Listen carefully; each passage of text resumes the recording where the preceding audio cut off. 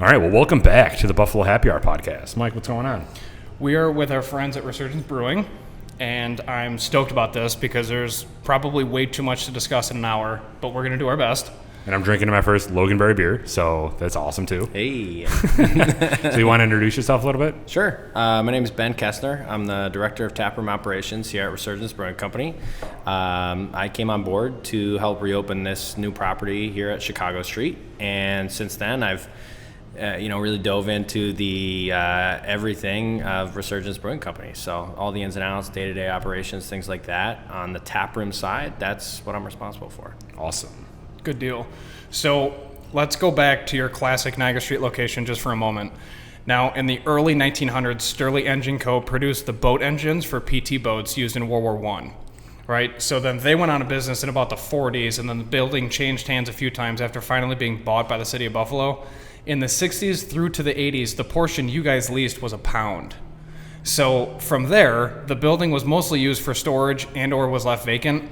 You guys came in by storm and retrofitted the building and then reopened the space essentially in June 2014. Were there any pieces of history left when you guys came in that was repurposed for that reopening in June? So there's a lot of history in that building. If you've been there, you can feel it, right? It feels much different than our Chicago Street location in a lot of ways.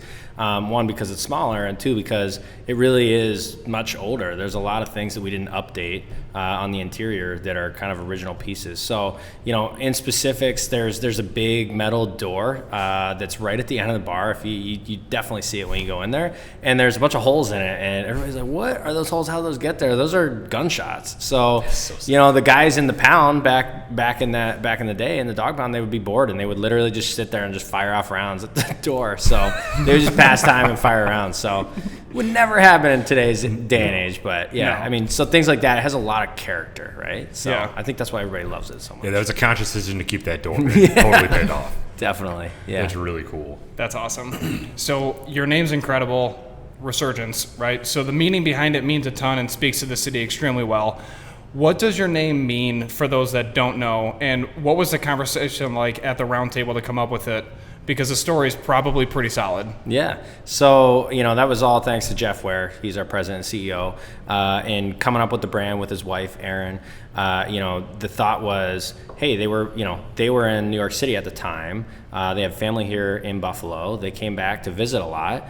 They have seen the city kind of becoming revitalized. They saw all the buildings going up and all the construction happening, and even more than that, like the ideas and the economy, they saw it on the rise. And obviously Jeff being a beer guy, he wanted to have his own brewery. So when they were thinking about the name, it just made perfect sense. Not only because of the construction and all the ideas in the economy, but also because of the beer scene. It was really starting to grow again, and I think, he couldn't think of a better name for it than Resurgence because it really perfectly matches Buffalo. Sure, yeah. So what about your past? Were you in the brewery scene before this? I was not, actually. Oh, okay. I've always been a beer drinker, and I've never worked in a brewery capacity until a few years ago. So, for me, it made perfect sense when the call came, and I was like, so this means I get to drink beer every day, right? Sure thing. It's a damn good beer, too. My wife in the background rolling her eyes. This is my first brewery experience. I've done everything else in the hospitality industry, you name it, I've been there. But this is my first shot, and I love it. Awesome. Yeah. So we're in the Chicago Street location. Do you want to give a little history about this building that we're in now? Yeah, so it's the E.B. Holmes cooperage, right? So E.B. Holmes, back in the 1800s, they were a company that specialized in making barrels and barrel parts, and they really revolutionized the way that barrels were made. And you think barrels like, oh, for what? For like whiskey or wine? Well, no. They used to ship everything in barrels. There were no Amazon boxes or anything like that. Everything came in a barrel. So they did a ton of barrel making here. They really revolutionized it, and we're lucky to be able to have this space because there's still history in the space. There's one of our footrails at the bar downstairs is one of the original pieces of machinery. Oh, sweet. And it was like right where that sat in the building. So there's that. There's the old elevator shaft right over here by the stairs that you saw. So there's a ton of character here too. So. Was that a conscious effort of you expanding your tasting room and your dining area into the brewery space itself? Absolutely. Yeah. I mean, you see it right in our company culture, and our motto really is experience great beer. Sure. We couldn't think of a better way than to put the guest right beside the brewery. So, if you came in today, at 2:00 in the afternoon, you could sit there and drink a beer literally right next to the canning line as the team's canning the beer. We were canning Resurgence IPA today. So, being a part of the experience and really getting to see it happen and feel it firsthand is what we're all about. So you also have another motto that you guys kind of live by. Do you want to explain that motto and kind of where that came from? Yeah, don't be a dick, right? So, this is something we talk to our staff about all the time. And, for us and for me personally, hospitality is a really big part of what we do. We're opening our doors for people to come in and have a great time. And I think, you might have seen it if you've gone to a brewery or, been to a tap room, especially one that's like really well sought after, is you kind of walk in there and you don't get the most warmth in the world from the staff. They're holding their heads up. You get a little bit of a feeling like they think they're awesome. Mm-hmm. And we don't want that. We want this to be something for everyone. Sure. So as much as we want to make damn good beer, we really want everyone to come enjoy it. And we don't think we're for one person in particular. Sure. And you can feel that because when you walk in, like Derek hasn't actually been inside the new facility yet as of today. So when he walked in, I was like, this is nuts, right? Like, because you're feeling an overwhelming environment hit you, not just a small space. Like, the ceilings are huge. The entire operation's on your right, like you said, and then everything is well lit. So when you show up, everybody's wiping things down and keeping it clean, but then they're also approaching you and saying, what can I get you? How are you? What's going on? And it's not your standard, what's up? You know what I mean? Like, it's a totally different dynamic that you guys brought forward. It's a really cool overall feeling. Yeah, so with that and with this location, you guys share a patio with Hartman's Distilling. Mm-hmm. What was that process? Is there any, what was the thought process with sharing the patio with a distillery or another business? Sure. So, I mean, it kind of happened organically, really, as, the building was being built and the businesses were being filled out. So, it just so happens that we get to share it with another beverage company, and being a distillery, we think it's like the perfect counterpart. And for us in particular, we love working with them and doing things together. He sells our beer and we sell his bourbon. And it's really a shared space. But again, it comes back to the don't be a dick. And, our mindset is the more that we can work with other businesses, the better we all are. Sure. It's just this all-encompassing environment because you have both your production facilities on the far end of each of your buildings. So the whole space just seems like a common space. Right. It's really cool to walk through. Yeah, it certainly is an experience. So when you guys first walked into this building, it was a total reuse because it wasn't what it is now, right? I mean, there was literally just crumbled cinder blocks along the walls. So can you speak on what it was like to bring, the overall revitalization? Hold on, revitalization. Good. Nailed it. Excellent. Process in basically developing what we're in now. Yeah. So I mean, if you look at the pictures, they are wild. I mean, it's literally a skeleton of a building, and it was nothing. It was, it was run down, it was abandoned, it wasn't being used, and it was an eyesore really for a long time. And I can't tell you the amount of people who come in here now and they're like, oh, I've lived here for 20 or 30 years, and we used to sneak in there at night when we were kids, and the things that they did when when it was dark out, right? And the people tell me that, and then they finish it with oh my God, I could have never imagined that something like this could have come out of that. And to hear somebody say that, especially somebody who's lived right here in this neighborhood, is pretty special. So how long did it take you to get from point A to point B, where you walk in, you have nothing, to your opening, which this opened in June 2019, correct? Yes. Okay. Yep. So June 2019 we opened. As a lot of construction projects go, we're a little bit behind schedule, which, it happens. Sure. So, in terms of specific build out, at least a couple years it took, right? From breaking ground to finishing construction. But in terms of the idea and the plan and the thought, that was really since our inception. I mean, we opened the doors at Niagara Street in 2014. Jeff put something out on social media to say, hey, we're doing a soft opening. Come by if you have some free time, and 300 people showed up. So, that was the first night, and they were, him and Aaron were expecting 30 people. They were quoted saying that, and then 300 showed up, and he's like, it's literally been us trying to keep up with demand ever since that soft opening. That's crazy. Yeah, and he still tells me stories about, his mom, Nancy. She'd be in the kitchen and she'd be like helping to make bread bowls and like dill dip and stuff like that. And we talk about it now like it's the good old days, right? And here we are today where we have a full staff of 60 people. So wow. It's pretty special. No kidding. I didn't know you had 60 people. Yep. So we have 60 staff between our brewery, our kitchen, our tap room, our event staff, and then our team at Niagara Street as well. So Niagara Street is still open, correct? Yeah, we're open on Niagara Street. Things are going great over there. So when we opened here, the main focus with our brewery is to do distribution. So we do a lot of our core brands here in our larger brewery because it's just easier for us to package it and store it and then get it out. So Niagara Street has sort of transitioned into like our experimental kind of R&D test batch facility. Cool. So we make much smaller batches, more unique beers, things like that. That's amazing. So one of the benefits to the amount of space you have, which is 30,000 square feet, is the canning operation. So how was that? Because I'm assuming it was somewhat of a nightmare trying to get the entire canning operation dialed in to where you're at now, because we've been to certain breweries, and to their credit, they have what they have, right? I mean, you guys have 30,000 square feet. Most people would love to have 30,000 square feet. Yeah. We've spoken with people that brew in their kitchen, and then we've spoken with other breweries that they have different buildings and they're trying to make it work, and then they're keeping up with their demand. So for you guys to have, I mean, how many cans do you have stacked? It's kind of insane to look at in the back corner. Yeah. You have thousands of pallets worth of beer stacked, and then there's guys currently canning and brewing all at once with all the different equipment. So can you just touch on that whole piece? Yeah, I mean, it's great. And it's, it's all credit to Drew. So he's our director of brewery operations.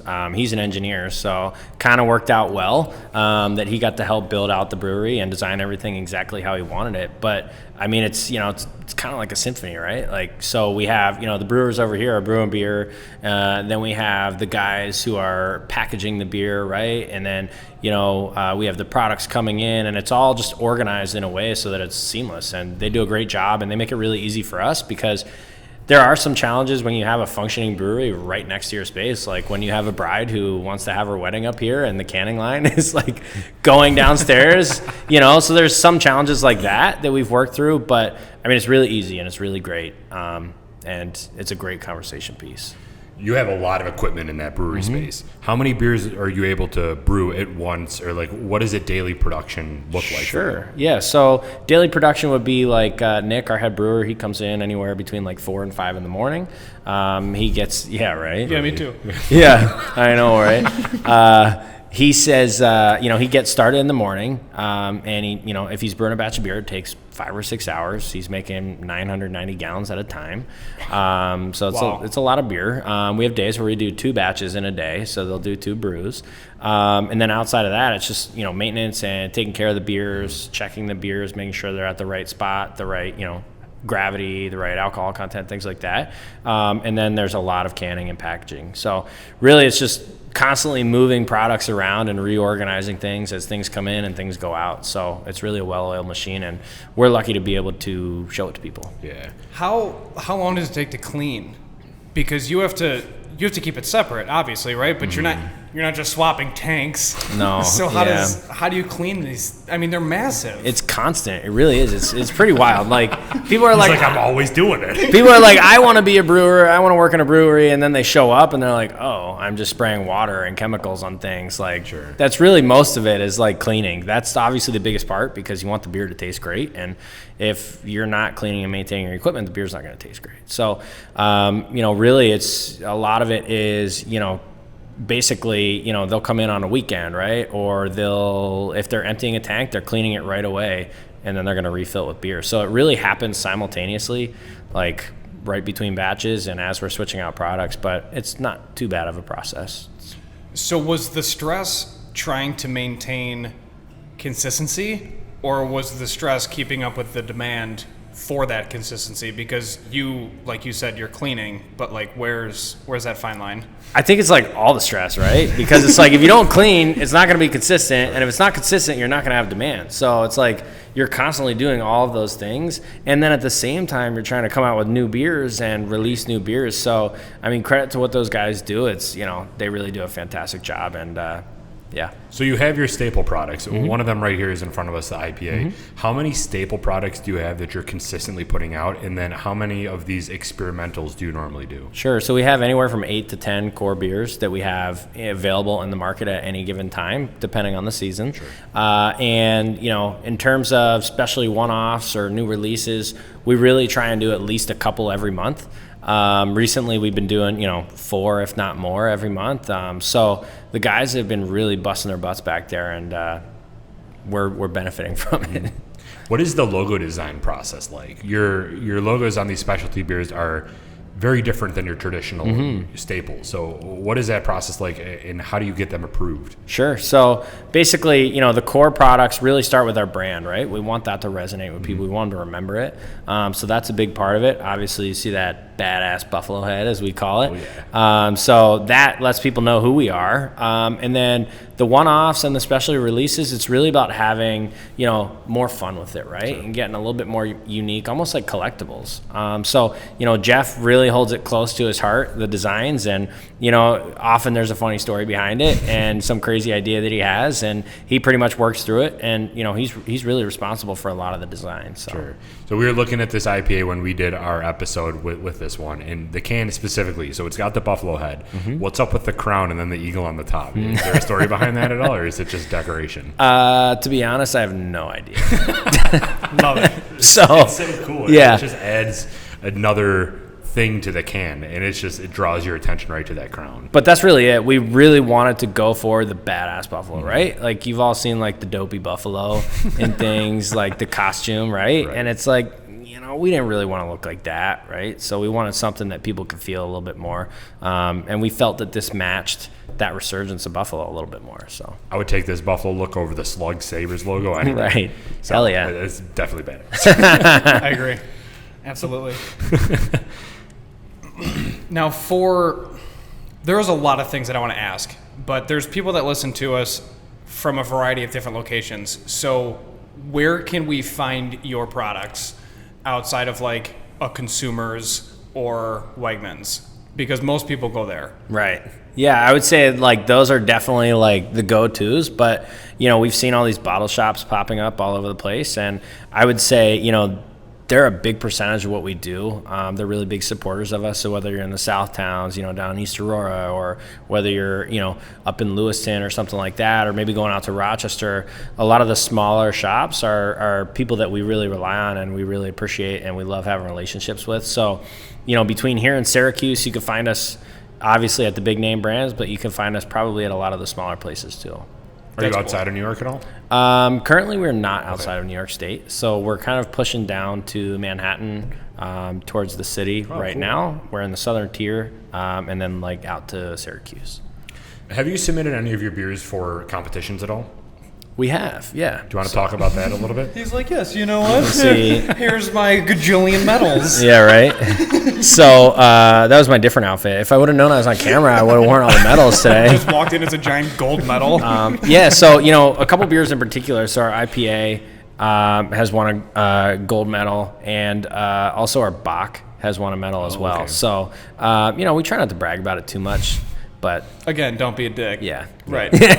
But we think it's pretty cool. When did you first submit it for a competition?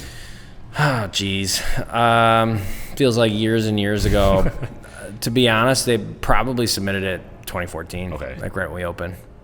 Nice. And it won gold. What year did that win gold? The first year? That's crazy. If that's on the box, I'm going to be really happy. Yeah. It's not on the box, which means we're gold medal winner every year. There you go. I like that assumption. It's my favorite. Yeah. Crushing it. But yeah, that beer is sensational, and that's your staple. That's your number one seller, right? It really is, yeah. So the West Coast style IPA, you're going to get some of that bitterness, some of that grassiness, but a lot of the citrus coming through. And for being 7.2%, it's really easy drinking. Absolutely. So it's great for this time of year, summertime. It's dangerous. Yeah. It is. We can attest to that. Yeah. They go down smooth. There's a rumor, and I wanted to ask you about it. There's a potential to distill in the future. Can you speak on any of that? No comment. I like that. No comment. I like that. So going back to the brewing quick, this is a new one, or not a new one, but this is like it's new to me. Do you want to talk about this, what I'm drinking, and Sure. just how the formation of that? Unless you wanted to go into more of Mike's questions, answers, but. No, we want to talk about your love for the Loganberry wit. So it starts off as a traditional wit beer. So more wheat than barley when we brew the beer. So you're going to get a lot of those traditional notes coming out of it. And what better way than to incorporate a beer for Buffalo than to put Loganberry in it? And it works out really nicely. So you get a little bit of the sweetness from the Loganberry, and then you get a little bit of like that wheat and kind of malty flavor coming in to dry it out a little bit. So it balances really well. And this time of year for the summertime, it's one of our most popular beers. Yeah, that first initial sip goes, like, my immediately thought is that it was a sour or a goes or something. But as it goes down, you can get the dryness of the wheat, which makes you think, what the hell am I drinking? And this is fantastic. You've had this one before, right? Yeah, I grew up on it, man. He's like, dude, Grew up on it? I will not point you in the wrong direction. Just listen to me. Yeah. This is so good. So that was one of the beers that, even Jeff kind of brewed in his kitchen. It started in his kitchen, right? Like when he first had the concept for the company and wanted to make this beer, that along with Sponge Candy Stout and a few others, those were the batches that really started out on the stovetop. Really small batch. So Sponge Candy Stout, is that regular out there? So it is. It's a little bit more limited this time of year, but we still have people who are like, I love your beer. I haven't tried anything else, but I love that sponge candy one. I love your beer. And we're like, please, just try something else. So like, nope, sponge candy for me. So we have to make it all year round. So it is available all year round. So we have that in 6-packs. I was terrified of the craft scene. Yeah. So because I'm not a massive beer drinker, but I appreciate it. But I'm a whiskey dude, right? So when I came to the Niagara Street location with my brother-in-law, he's like, I know where you stand. Shut up. Drink this. And I'm like, okay. So I took a sip, and then I just stared at him, and he goes, this is Resurgence, dude. And I'm like, we can't leave. This is it. And I lived in Elmwood at the time, so every Friday I would look at my now fiance, and I'm like, what's up? You want to try it out? You want to go? And she would just shake her head. She was like, no, we're not going. And then we just end up at Aroma, and then I'd sneak out and go with him, and I'd be sipping it. So now every year at Christmas, we basically fill growlers and then send it to Syracuse because our in-laws, that's like all they drink. That's awesome. Yeah. That's a hell of a story, man. That is so cool. Thank God for your brother-in-law. Seriously. So he actually introduced me to you guys because he was doing a lot of nonprofit work with you as well. So obviously with your business plan of Don't Be a Dick, you do a ton for the local community and then local nonprofits, which we do as well, which is exciting. But I definitely want to talk about the dynamic that you guys have with Buffalo, because it's not just the name, it's actions as well on top of it. So you do private parties and community work, and you've done it from the beginning, but it's never announced. It's not really talked about. It's just kind of like this Batman-esque experience with Resurgence. But for example, like the collaboration event, that was something. But then you've also done some other things for local nonprofits. But please, can you speak on like some of the things that you've done, because you raise a lot of money and then immediately donate it to things that most people don't even know about. Yeah, right. Don't be humble. Yeah. So honestly, again, it goes back to the don't be a dick, but this is really the company we want to be. As much as we want to, have a profitable business, we think the most important part is to connect with your community. So that connection for us, of course, it's with the neighborhood and where we're located now, but it's also with the businesses, because we know that they support bigger ideas that really benefit Buffalo. So things like the Darwin Martin House, right, the National Historic Site. So we've done a lot with them, and we did some promotional stuff with them for Father's Day, where we helped donate some beer and really help them out. We've done things with, obviously, collaboration. So we have, ECMC, we made a nice donation to, which was a lot of fun because we got to try a lot of cool beers in the process. Yeah. And we've done, countless other things, whether it's, opening up our doors for SEPA. So it was basically an art gallery fundraiser where they turned our second floor into an art gallery, and it was a fundraiser for all the artists, right? So things like that. There's countless other things. There was, I believe it was Weedy, where they're essentially they're a nonprofit that helps like local refugees start a small business. Mm-hmm. So if somebody holds an event with you guys that's a local nonprofit, like what perks do they get other than, hey, I'm having an event at Resurgence, and then everyone obviously just knows where to go, right? Because you're easily accessible in Google Maps. But what else? Yeah, so a lot of that is, a lot of groups, what we'll do is, if they're working towards a goal for like a fundraiser or something like that, we're happy to almost do like, almost like a pint exchange kind of thing, where it's like, hey, you want to have your event here? Like, we'll work out something where, you get a certain amount of pints, and, that's kind of like our gift to help get people out, right? So that you can benefit more from your event. Other things that we do is, we really work with nonprofits when they need space, because I think that's like the biggest thing. A lot of times they need space, and that's a good point. Space is getting really expensive in Buffalo as we continue to grow. So, we have a ton of space, and we're always opening our doors to them. So just like being able to host an event, because you mentioned earlier doing weddings. Mm-hmm. So how does that all tie in? So, yeah, right now we're on the second floor in our event space. We have 3 different spaces up here. We can hold weddings up to 250 people up here, but we also do a lot of corporate and nonprofit events as well. So Feed More, for example, we work with them to do a huge event and fundraiser every year, and we basically give them the space of the whole building, right? So we've had cars parked in the brewery before, like Mercedes-Benz and stuff like that. And just flexing hard. Exactly. As much as like the brewery guys are like, really? I'm like, come on, it looks awesome though, right? Yeah, absolutely. And they definitely took selfies in the cars. So absolutely. Yeah. So speaking of that, which ones showed up? Like standard C300s, or are we talking AMGs, or? No, it was definitely like standard. But your standard Mercedes, right? Come on. Yeah, it's still a Mercedes. Still a Mercedes. Yeah. 100%. So right now there's the outside your building, you have that street blocked off. Yeah. Would you like this to be a reoccurring thing with the state or the city, I should say? We'd love to. For us, it's such a great way to build more of an experience, and really it kind of brings us back to why Jeff founded the company, and that was, there was a lack of beer gardens in Buffalo at the time, and that's kind of where he and Aaron fell in love and loved to hang out when they weren't working in New York, is they go to beer gardens, and it'd be like a family-friendly environment, and it would be totally relaxing and a great atmosphere. And so we founded ourselves on the basis of the beer garden, and that's just like another beer garden for us. So we love being outside. We love celebrating that warm weather when we finally do get it in Buffalo, and we definitely want to take advantage of it as much as we can. So we'd love to see it be a permanent thing, and it's worked out really well. What was the process of applying for that? Because there's obviously legal ramifications, or not ramifications, but legal processes that you have to go through to. Sure. So basically we had to put an application with the city. So we worked really closely with the mayor's office, and that was an initiative they came out with to try and help us out. And the city were great partners in it. We obviously had a lot of questions. We wanted to make sure we're doing things exactly how we're supposed to. And, they helped me out a lot, really, when I kind of went through the process, and they made it really easy. So they really wanted us to have it as much as we wanted to have it, and that was really cool. So yeah, that's awesome. As you guys continue to grow, are you reaching capacity here yet? Or are you still in the middle of it?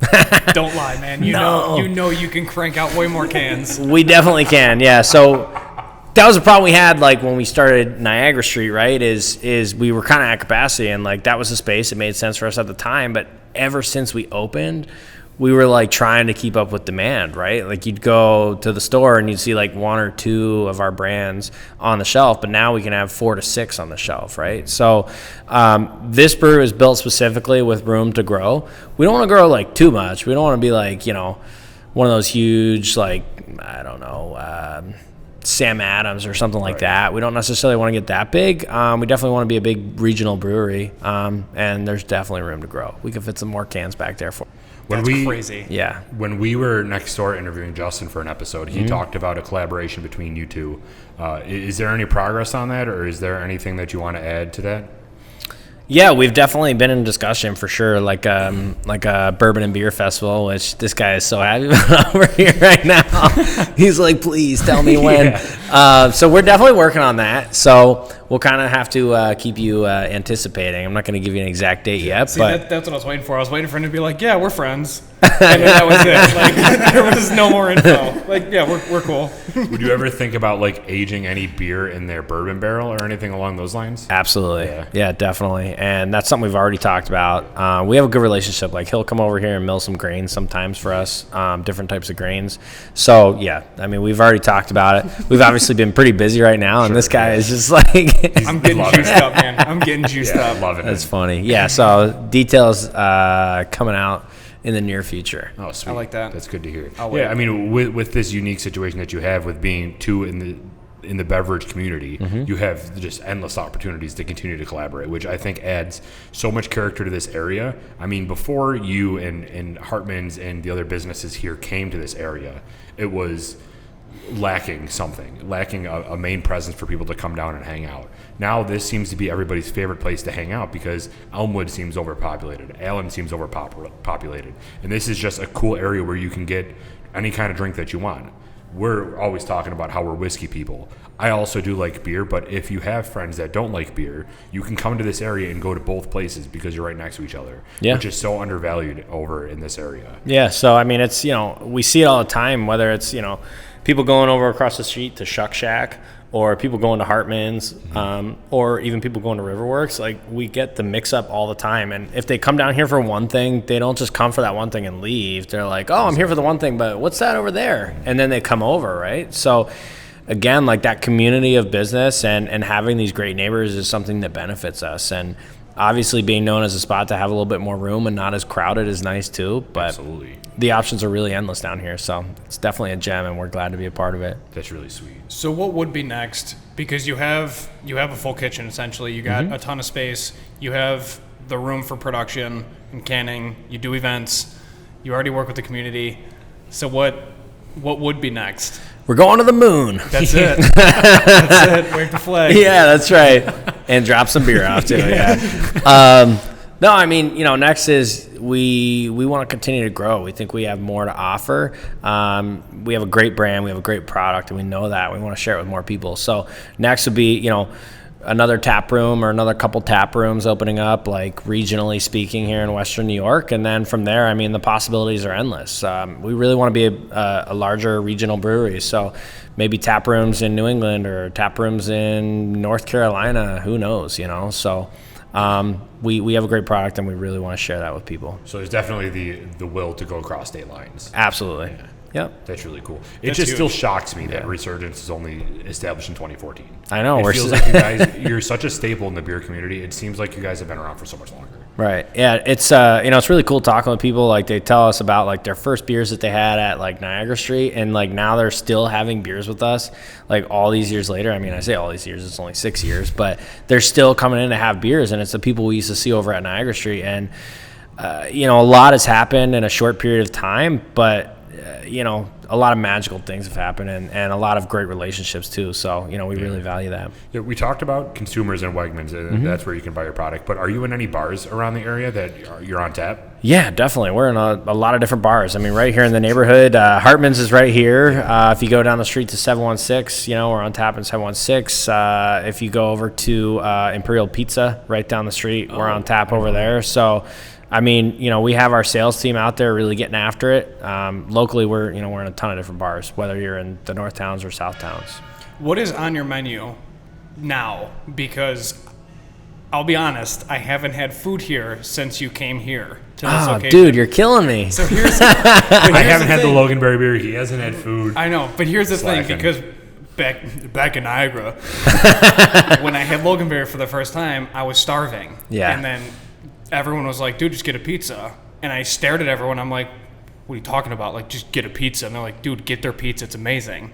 So then, sure enough, this perfectly sized pizza for me, it would normally be for like 4 girls, shows up. Yep. And I'm like, this is it. Like, what else would you want? Like, Done. I'm at a bar, we're playing human-sized Jenga, and I'm crushing this Loganberry beer that I've never experienced in my life before, and this pizza is exactly what I need right now.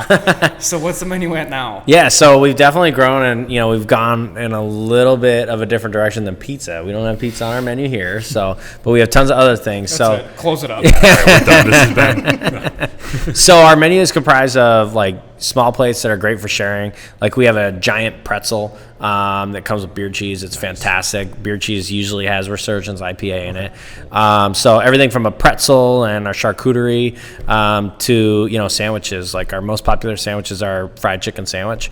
So it's a chicken thigh that we pound out, and it's like amazingly crispy. And it's one of those where like the bun is this size and the chicken is like that size. That's what I'm talking about. Yes.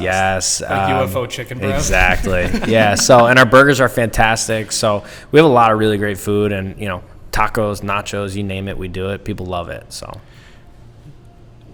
when you're making, I want to phrase this question correctly. He's just like thinking about there's nachos. He's like, yeah, well, because I love beer cheese. So this is where this question's coming from. So is there a type of beer that you can't make beer cheese with? Obviously, you're not going to make it with this Loganberry. That might be a little weird. Yeah. But For you. IPA, yeah. That'd be amazing. But like IPA versus pale ale or lager, is there a type of beer cheese that you can't make beer with? I would say there's not, because everything's subjective, right? Sure. There's certainly beers that I wouldn't necessarily think to put in beer cheese, such as like a sour. You would definitely maybe end up with a clash of flavors. Yeah. Something a little bit fruitier, I wouldn't think. Something with like more of a malty backbone. Like, our Ice Boom Bach goes great in the beer cheese. Something like our IPA goes really well in the beer cheese. So something that's got a little bit more of that malt in it. It's definitely good, but maybe we'll have to try that Loganberry beer cheese. Call us up. We'll be here. So your beer cheese is made with this IPA, you said? Yes. Okay. Yep. Mm-hmm. Interesting. So now that I'm starving, that's super exciting. Right.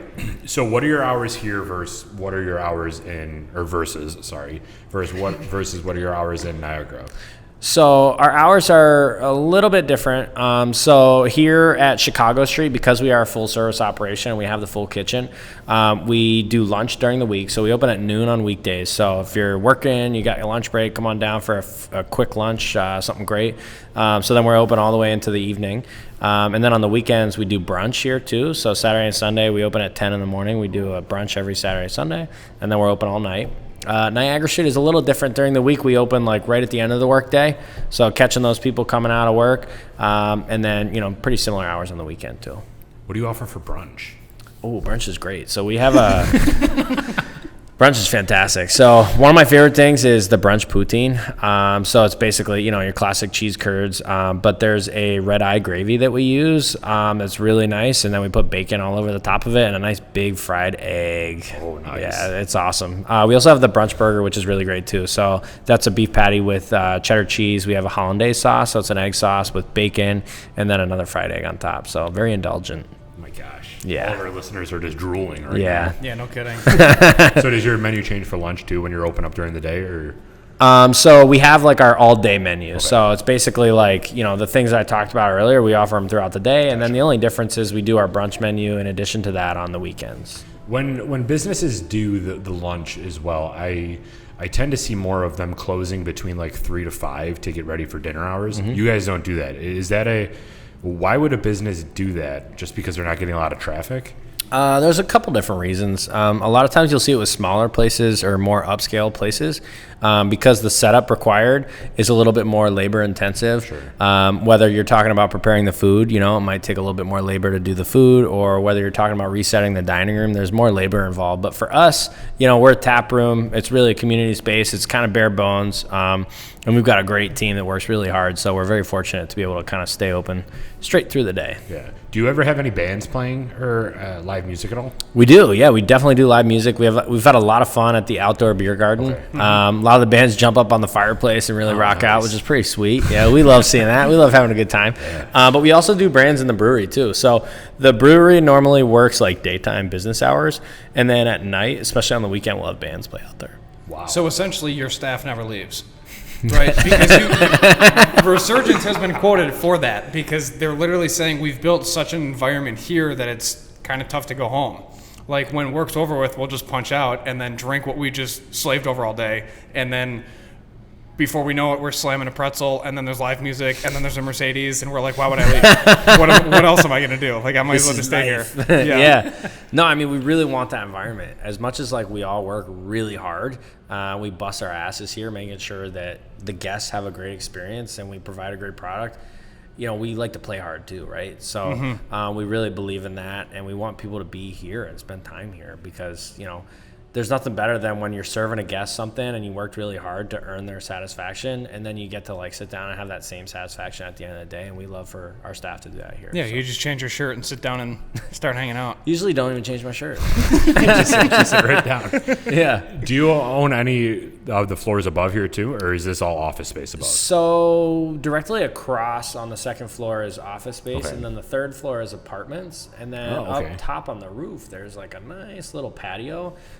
So that's been a lot of different things. It's been like a cigar bar. It's been like a spot to do a champagne toast. Yeah, it's kind kind of a communal space, so it's not specifically our space, but it's space that we do have access to. Can we see it at least? Hell yeah. Absolutely. All right. Well, let's wrap it up. That's it. That's where our spaceship is, and that's where we're going to the moon from. That's right. We're going to go talk to Elon. It's not going to be a big deal. So where can everybody find you on social media?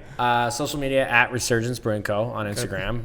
We're also on Facebook, and we definitely hit up the Twitter, too. Okay. We're really working hard to get those Blue Jays to come down here. So we're throwing out some tags and trying to get those appetizers on the table for them, so. You're offering them a discount, correct? Yes, that was just in the local news. I don't know if you saw that, but they're offering the Blue Jays discount for apps if they come play in Buffalo. So we'll see what happens. At first, I thought when he was saying Blue Jays, that meant Twitter followers because the blue bird. Oh. But then I kind of made the connection that it's actually the Blue Jays. I'm not a baseball follower, but I did see that they are planning on coming here. But you are a Loganberry beer drinker now, Absolutely. Right? So. This is fantastic. I still can't get over this. I know, it's good, I'm man. shocked that I haven't tried this yet. I'm not going to steer you good. wrong, my guy. So, to be 100% honest, when it comes to beer, I used to not like any type of fruit or sour or goes or anything like that. I was a IPA lager. I had this, as our listeners probably know from me continuously talking about it, I believe that green bottled beer tastes better. That's just something that I like because the way that the sun refracts through the glass. Hey, you're talking to a Pennsylvania kid here, so I grew up on Yuengling. There you go. Yeah, Yuengling was my jam back then. I love Yuengling. I just crushed 7 of them on Sunday. Hell yeah. Yeah, I got you. But I was the Ruby Red Kolsch on Sunday. So. Oh, nice. Yeah, so. Nice. Yeah. So I just got into goes and sour beers and fruity beers probably 3 years ago or so. And that's probably why I wasn't introduced to this back then because I was just trying to start this stuff. But this is fantastic. So going back to your Pennsylvania roots, Yuengling was a favorite of yours. And then kind of tying it in with Resurgence, you guys don't use bottles for your beer at all, right? Right, yeah. That was another conscious decision on your end just because you didn't like the way that it tasted? Yeah, I mean, there's a couple different reasons. Obviously, the taste and quality is better. We have more control over it when it's in a can. Obviously, cost is a little bit different, too. It's not as variable in cost in the market for cans. And then also, packaging and storage and shipping has a big part of it as well. So really at the end of the day, the cans for us are a better product. So it's crazy that bottles still exist. It is pretty wild when you think about it. Yeah. So. But Yuengling was one of your favorites growing up? Still is, man. Yeah. Oh yeah. I love it. You can go into a bar and you just say, "Give me a lager," and you just get Yuengling lager. Everybody knows what you want. So. Is Resurgence why you moved to Buffalo, or were you here before this? No, I was here before this. So yeah, my wife is why I moved to Buffalo. So her family's nice. Here. So yeah.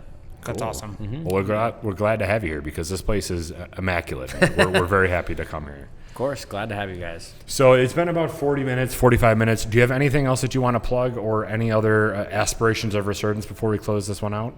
I think the biggest thing is we got a really special beer release coming this Saturday. Yes, talk about that, please. Yeah, so that's going to be our strawberry IPA. So it's available for pre-order right now on our app, Hop Mule. Have you ever used the app? I have know not. What I'm talking about? So it's a what? Yeah, Mule? what? Wizard's Tree are you talking about?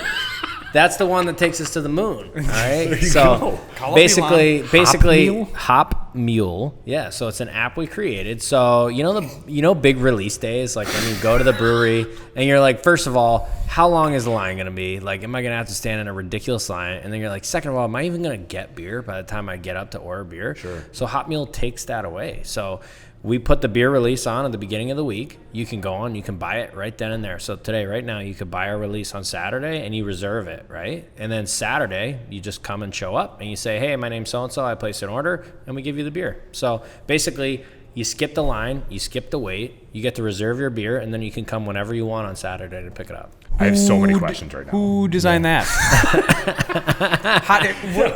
What are you talking about? 6 a.m. Yeah, today I'm going to design an app. Screw lines. We're not doing it. We should, it's, again, that's another one that, that came from Jeff. So really, really. Where is he? Where is this majestic Jeff? Yeah. Well, all these ideas, he goes to bed really early. So, yeah, he's probably already sleeping. No, but that was the idea is, and we don't want it to be for us. So there's other beers that have used it, like Buffalo Brewing Company, 12 Gates has used it. Like there's other breweries that have used it. Yeah. So we just came out with the app for Apple and Android. So previously it was a web app. But yeah, you can basically download the app, pre-order your beer. Anytime we do a special release, it goes on there at the beginning of the week and you can just pre-order it.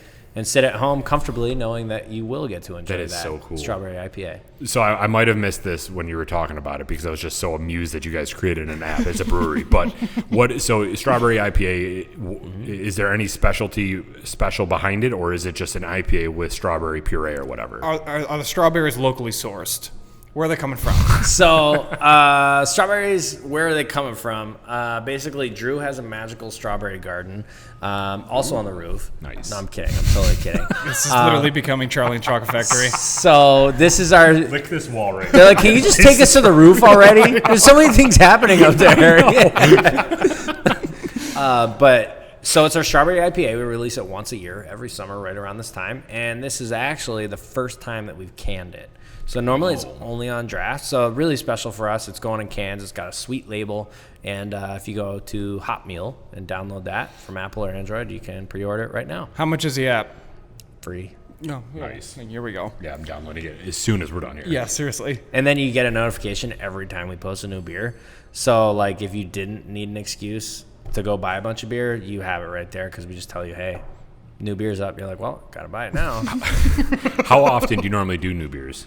So at least a couple times a month. Okay. So Yeah, I was gonna say about weekly. Yeah. Yeah. this time of year, yeah, we've been doing a bunch. So yeah, there's always something new coming out. That's really cool. So if you do download this app, it's definitely going to be worth your while because there'll be new beers coming out almost every week. Absolutely. So it's something definitely to download and pick up the strawberry IPA because if it's anything, is it this same mash bill and you're just adding strawberry puree to it? Is that Slightly different. Okay. So it's more similar to like a New England style IPA. gotcha?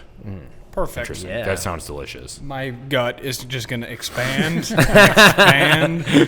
Take it easy on the pizza, right? Yeah, So more really. room for beer. That's him. That's him. Put beer cheese instead of pizza. That's what I do. Hey now. The- We've all been there. Yeah. We have Yeah. been there. Well, thank you so much for your time. We really appreciate it. Let us come down here and use your space here to record and just talking about your brand and what you do for Buffalo. It's truly amazing, and you guys do so much for the community, like we talked about. It shouldn't go unnoticed, and we're excited to have you on the show. Really appreciate it. Thanks, guys. Great meeting you. Love chatting about our beer and, of course, sharing a beer with you. Absolutely, man. Cheers. Cheers. Thanks, guys. Let's go to the roof. Yeah. All right. Peace. Never to be seen again.